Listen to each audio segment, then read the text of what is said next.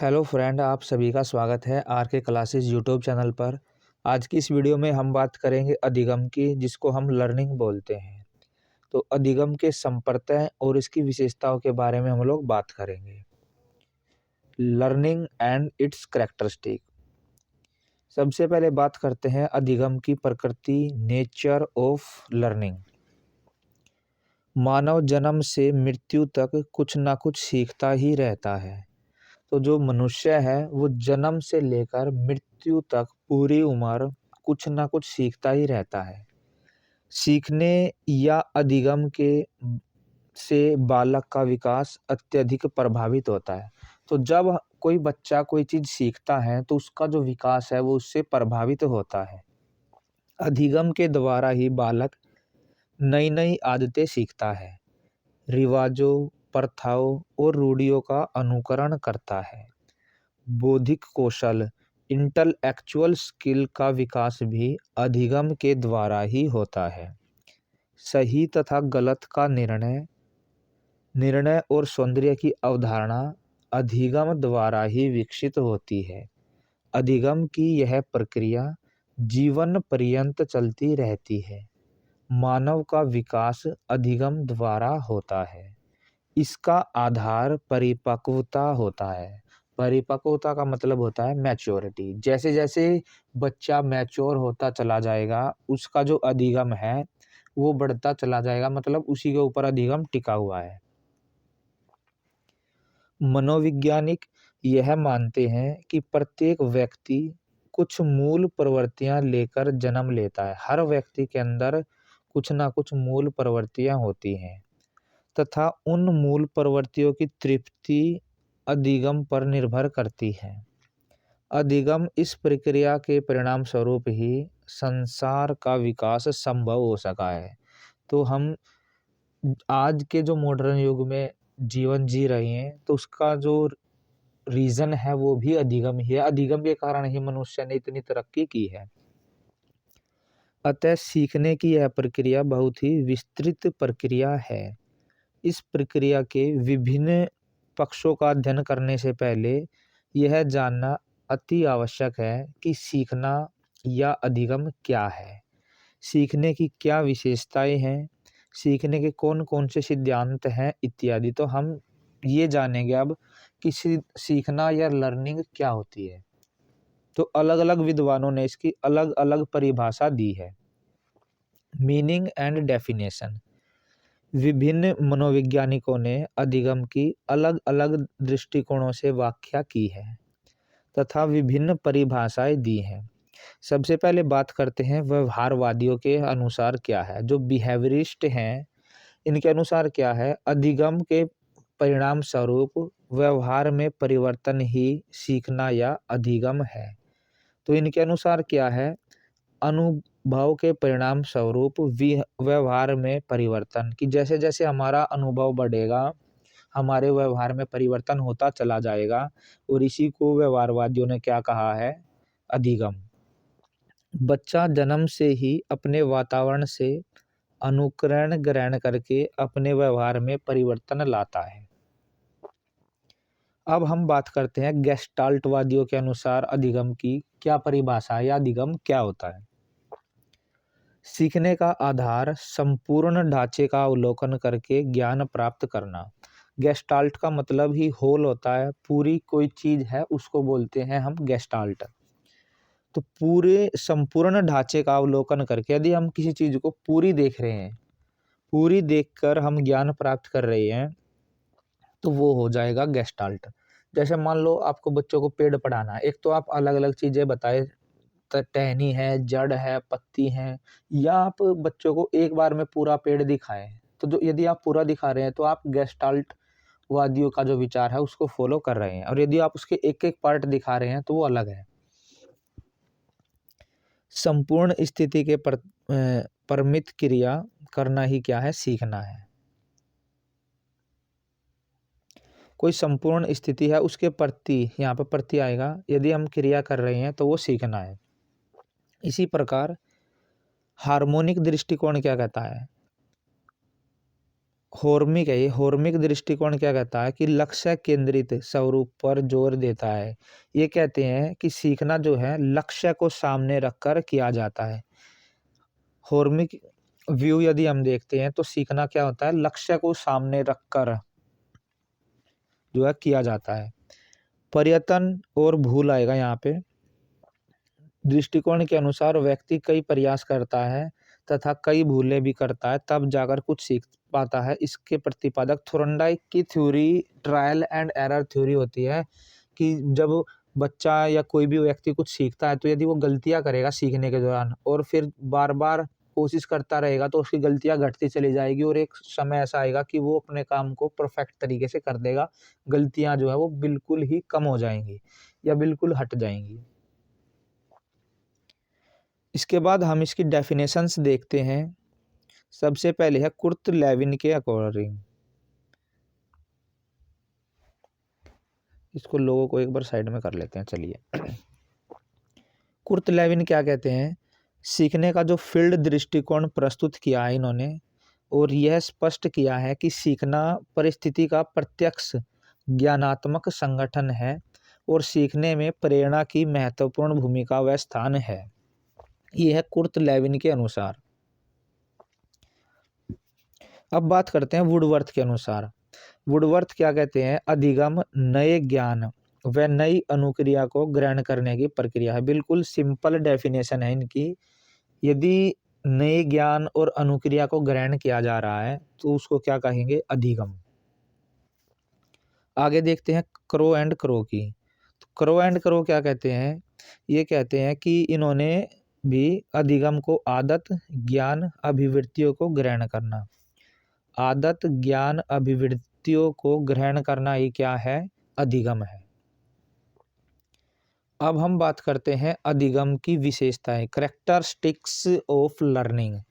तो अधिगम या सीखने की प्रक्रिया की अपनी कुछ विशेषताएं होती हैं जिनका वर्णन इस प्रकार से है। सबसे पहली विशेषता की बात करते हैं। पहली है कि निरंतर चलने वाली प्रक्रिया है।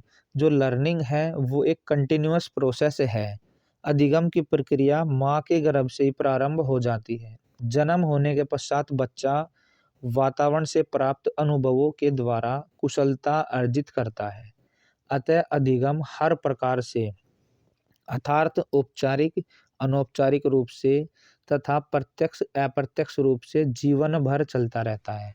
औपचारिक तो स्कूलों में होता है, अनौपचारिक हम अपने घर परिवार से या आसपास से जो भी चीज़ें सीखते हैं वो अनौपचारिक होती है। तो हम प्रत्यक्ष रूप से भी चीज़ें सीखते हैं, अप्रत्यक्ष रूप से भी। अधिगम को उत्पाद न मानकर उसे प्रक्रिया माना जाता है।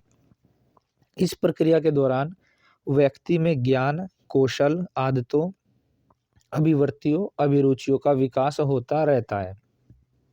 अधिगम का परिणाम ज्ञान के संचय के रूप में होता है। यह संचय जीवन भर होता रहता है। तो इसकी पहली जो प्रॉपर्टी है वो यह है कि अधिगम निरंतर चलने वाली प्रक्रिया है। पूरी उम्र हम लोग कुछ ना कुछ सीखते रहते हैं।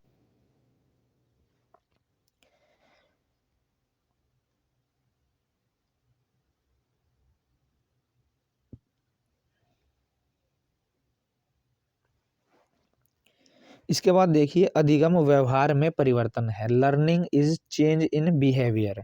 जब भी लर्निंग होती है तो व्यवहार में परिवर्तन होता है। सीखने की प्रक्रिया का परिणाम व्यक्ति के व्यवहार में परिवर्तन के रूप में होता है या किया जाता है। सीखना किसी भी प्रकार का ही क्यों ना हो, परिणाम वही होगा, अर्थात व्यवहार में परिवर्तन।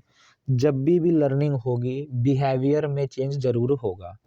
यह परिवर्तन किसी भी रूप में हो सकता है, लेकिन सीखने की प्रक्रिया में इस बात का ध्यान रखना ही पड़ेगा कि ये परिवर्तन वांछित दिशा तथा वांछनित रूप में हो, अर्थात ये परिवर्तन सकारात्मक हो। अब हमारा जो उद्देश्य होता है वो एक सकारात्मक परिवर्तन करना होता है। अब यदि कोई बच्चा गलत चीजें सीख लेता है, अब मान लीजिए किसी बच्चे के घर में कोई गाली दे रहा है और बच्चा ने सीख ली, तो वो जो है वो अप्रत्यक्ष मतलब एक वांछनीय परिवर्तन नहीं होगा। हम लोग नहीं चाहते कि कोई भी बच्चा है कुछ गलत चीजें सीखे, या कोई बच्चा चोरी करना सीख लेता है तो ये क्या है, एक वांछनित दिशा नहीं है। इसके बाद आगे है अधिगम सार्वभौमिक प्रक्रिया है। Learning is universal process. ये नहीं है कि भाई एक जगह पे या एक देश में या एक स्टेट में ही होती है, पूरी दुनिया के ऊपर ये चीज़ लागू है कि ये जो प्रक्रिया है वो सार्वभौमिक है। क्योंकि सीखना किसी एक देश, जाति, धर्म इनका अधिकार नहीं है, सभी के लिए है, हर स्थान के लिए है, हर जाति हर धर्म के लिए है। हर व्यक्ति सीखने की पूरी क्षमता रखता है। अवसरों की आवश्यकता रहती है। सीखने में जो अंतर दिखाई देता है वह अवसरों में भिन्नता के कारण ही होता है। अब किसी को सीखने का मौका मिल जाता है, किसी को सीखने का मौका नहीं मिलता है।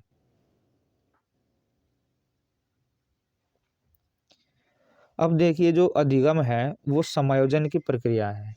Learning is a adjustment.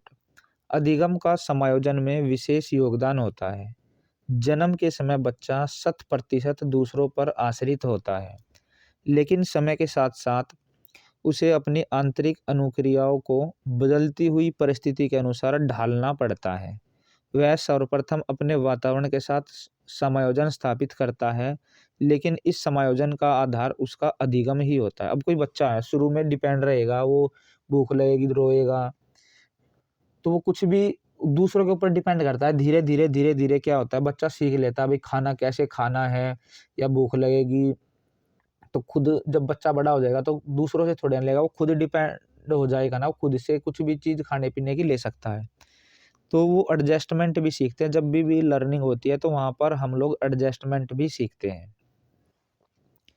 अगली प्रॉपर्टी है अधिगम उद्देश्य पूर्ण एवं लक्ष्य केंद्रित होता है। जो लर्निंग होती है उसका कोई ना कोई पर्पज होता है, गोल होता है, गोल ओरिएंटेड होती है। अधिगम हमेशा लक्ष्य केंद्रित एवं अर्थपूर्ण होगा या होता है। यदि हमारे पास कोई उद्देश्य लक्ष्य नहीं होगा तो अधिगम की जो प्रक्रिया है उसका प्रभाव किसी भी रूप में दिखाई नहीं देगा। सीखने की प्रक्रिया के माध्यम से हम किसी पूर्व निर्धारित लक्ष्य की ओर बढ़ सकते हैं। जैसे जैसे हम सीख जाते हैं वैसे वैसे हम अपने लक्ष्य की ओर बढ़ जाते हैं। तो जब भी लर्निंग होती है तो कुछ ना कुछ उद्देश्य जरूर होता है। अब आप लोग मान लो इस वीडियो को देख रहे हैं तो आपका कोई ना कोई उद्देश्य जरूर है, तभी तो आप लोग इसको वीडियो को देख रहे हैं, आप लर्निंग कर रहे हैं, आप चीज़ें सीख रहे हैं। इसके बाद इसकी सिक्स्थ प्रॉपर्टी है कि अधिगम की जो प्रक्रिया होती है वो विकास की प्रक्रिया होती है। जब भी लर्निंग होती है तो वहाँ पर डेवलपमेंट होता है। अधिगम किसी भी दिशा में हो सकता है, वांछनित या अवांछनित, डिजायरेबल और अनडिजायरेबल। लेकिन हमारा संबंध तो व्यक्ति के वांछनित दिशा में विकास से होता है। कोई बालक यदि चोरी करना, जेब काटना सीखता है तो यह भी अधिगम है, लेकिन यह अवांछनित है। समाज ऐसा कोई भी विकास का काम जो है नहीं, इस तरह के काम समाज नहीं चाहता। अतः अधिगम को हमेशा विकास के दृष्टिकोण के रूप में देखा जा सकता है या देखा जाता है। इसके बाद अगली प्रॉपर्टी है अधिगम अनुभवों की नई व्यवस्था है। Learning is new organisation of experience. अधिगम या सीखने का आधार नवीन अनुभव ग्रहण करना है। उन्हें नए नए अनुभव के परिणाम स्वरूप ही व्यवहार में परिवर्तन आते हैं। उन्हीं अनुभवों के कारण व्यवहार में परिवर्तन आते हैं। पुराने अनुभवों के आधार पर नए नए अनुभव प्राप्त होते हैं। ये एक जो है नई व्यवस्था जन्म लेती है। तो जब भी लर्निंग होती है तो वहाँ पर क्या होता है, अनुभव, पुराने अनुभव में नए अनुभव जुड़ते रहते हैं। अधिगम क्रिया और वातावरण का परिणाम है। तो जो लर्निंग है प्रोडक्ट है एक्टिविटी और एनवायरनमेंट का। अधिगम प्रक्रिया के लिए वातावरण के साथ अंतःकरण मूल रूप से अनिवार्य है। बिना अंतःक्रिया के अधिगम प्रक्रिया का कोई परिणाम संभव नहीं हो सकता। अब जब तक हम लोग अंतःक्रिया नहीं करेंगे अपने वातावरण से, तब तक हम चीज़ों को नहीं सीख सकते। वातावरण के साथ बच्चे की अंतःक्रिया जितनी अधिक होगी उतना ही उन बच्चों का अधिगम अधिक होगा। अतः बिना किसी क्रिया एवं अंतःक्रिया के अधिगम का कोई परिणाम नहीं हो सकता। यही अंतःक्रिया बच्चों को अनुभव प्रदान करती है। तथा उन्हीं अनुभवों के परिणाम स्वरूप बच्चे के व्यवहार में क्या होता है, परिवर्तन होता है। इसके बाद इसकी नेक्स्ट प्रॉपर्टी है 9th नंबर की, अधिगम। शिक्षण अधिगम उद्देश्य को प्राप्त करने में सहायक है। अब जब भी हम अधिगम करते हैं तो हमारे कोई ना कोई उद्देश्य होते हैं और लर्निंग के द्वारा ही हम लोग उन उद्देश्य को प्राप्त करते हैं।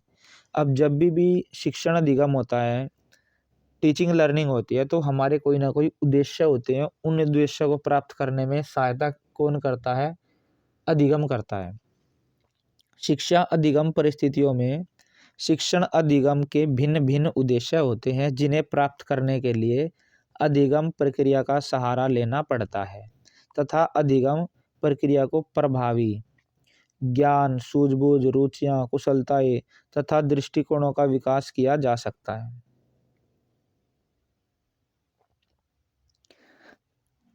इन्हें अर्जित करने के पश्चात ही व्यक्ति के व्यवहार में परिवर्तन जो है वो अपेक्षित परिवर्तन होते हैं। शिक्षण उद्देश्य प्राप्त करने के लिए अधिगम प्रक्रिया ही मुख्य साधन है। देखिए, अधिगम प्रक्रिया जो शिक्षण अधिगम होता है उसके हमारे भिन्न भिन्न उद्देश्य होते हैं और जिनको प्राप्त करने के लिए हमें अधिगम प्रक्रिया का सहारा लेना पड़ता है। अब अधिगम प्रक्रिया को यदि हमने इसको प्रभावी ज्ञान, सूझबूझ, रुचिया, कुशलता, दृष्टिकोण इन सब का विकास करना है तो हमें किसकी जरूरत पड़ेगी, लर्निंग की। इसकी अगली प्रॉपर्टी आती है, अधिगम का स्थानांतरण होता है, ट्रांसफर होती है लर्निंग। किसी एक परिस्थिति में अर्जित किया गया अधिगम दूसरी अन्य परिस्थिति में स्थानांतरित होने में सक्षम होता है। एक स्थिति में अर्जित ज्ञान अन्य दूसरी परिस्थिति में ज्ञान प्राप्त करने के लिए सहायक है। इसी को ट्रांसफर ऑफ लर्निंग कहते हैं। कई बार पूर्व अर्जित ज्ञान नवीन अर्जित ज्ञान को प्राप्त करने में बाधा भी पैदा कर सकता है।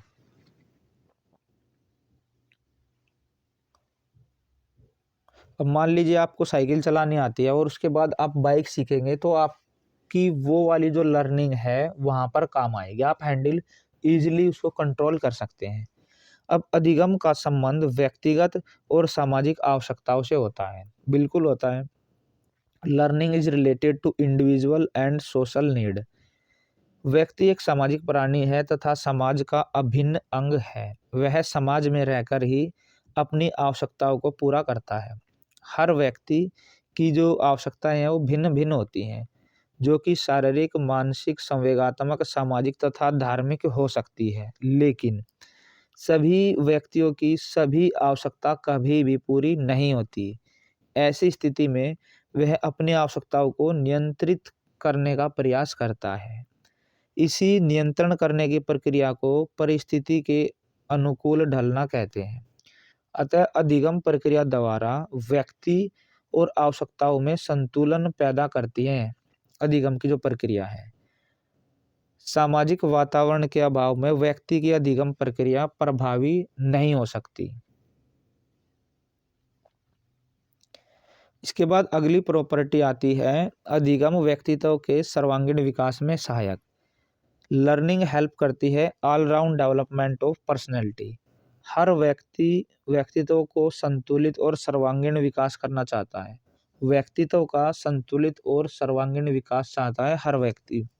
संतुलित और सर्वांगीण विकास में जो है सबसे ज़्यादा जो महत्वपूर्ण योगदान है वो किसका होता है, वो अधिगम का होता है।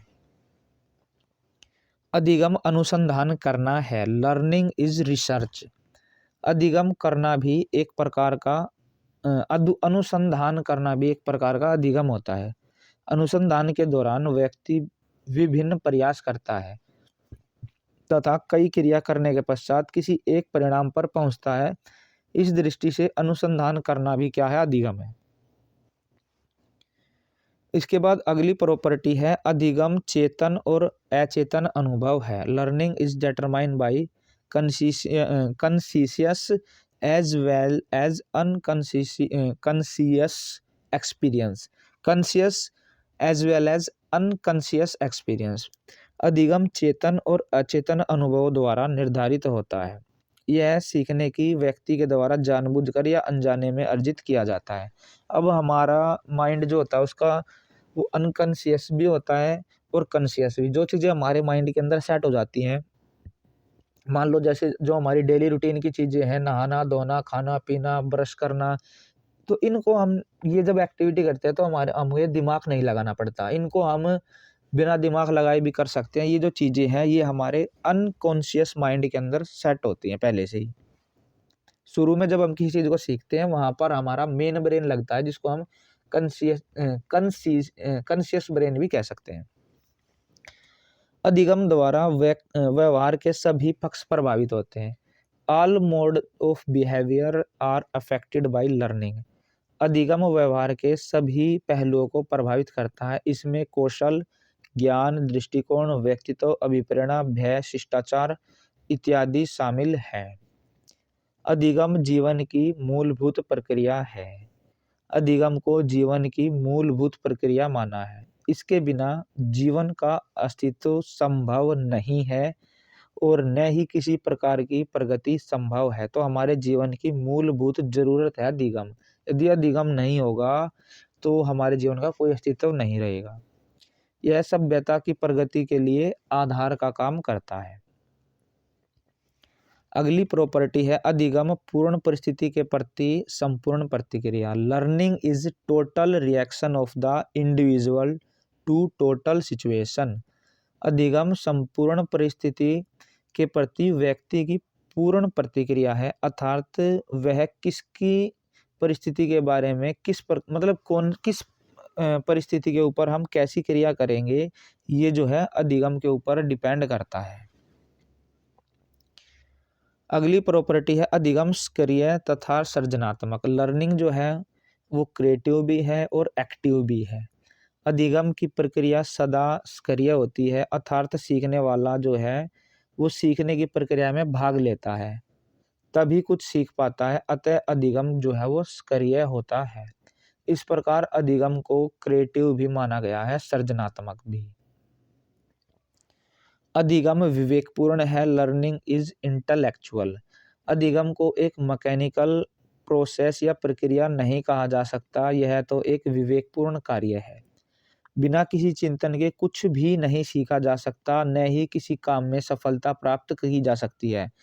अतः इस कार्य को बड़ी शीघ्रता से सीखा जा सकता है जिसमें बुद्धि का प्रयोग किया जाए। तो जो अधिगम है वो क्या है? विवेकपूर्ण है। इसके बाद अगली प्रॉपर्टी है अधिगम उद्दीपन और अनुक्रिया के बीच में क्या है? इनमें संबंध होता है। अधिगम, उद्दीपन और अनुक्रिया। लर्निंग जो है वो रिलेशनशिप है किसके बीच में? स्टिमुलस और रिस्पॉन्स के बीच में। जब भी कोई उद्दीपन होगा और उसके प्रति अनुक्रिया होगी तो वहां पर क्या होगा? लर्निंग होगी। अधिगम का प्राय उद्दीपन और अनुक्रिया के साथ संबंध होता है। किसी कार्य को सीखा हुआ व्यक्ति उसे कहते हैं जब वह उद्दीपन अर्थात उस कार्य के प्रति अनुक्रिया करता है। अब किसी व्यक्ति को कोई काम आता है, हम कब कहेंगे? जब वो उस क्रिया के प्रति कुछ काम करेगा, प्रतिक्रिया करेगा, और वो प्रतिक्रिया अनुकूल होनी चाहिए। अधिगम द्वारा व्यक्ति पर्यावरण संबंधी तथा जीवन के अन्य पक्षों से जुड़े हुए उद्दीपनों के प्रति अनुकूल प्रतिक्रियाएं करना सीखता है। तो हमारे वातावरण में बहुत सारे स्टिमुलस होते हैं जिनके प्रति हम लोग प्रतिक्रिया करते हैं। तो इस वीडियो के अंदर हमने जाना है कि लर्निंग क्या होती है, क्या इसकी डेफिनेशंस हैं और क्या इसकी कैरेक्टरिस्टिक हैं। तो मिलते हैं नेक्स्ट वीडियो में। यदि ये वीडियो आपको पसंद आई हो तो इस वीडियो को लाइक करें, शेयर करें और कमेंट बॉक्स में अपने कमेंट जरूर डालिए।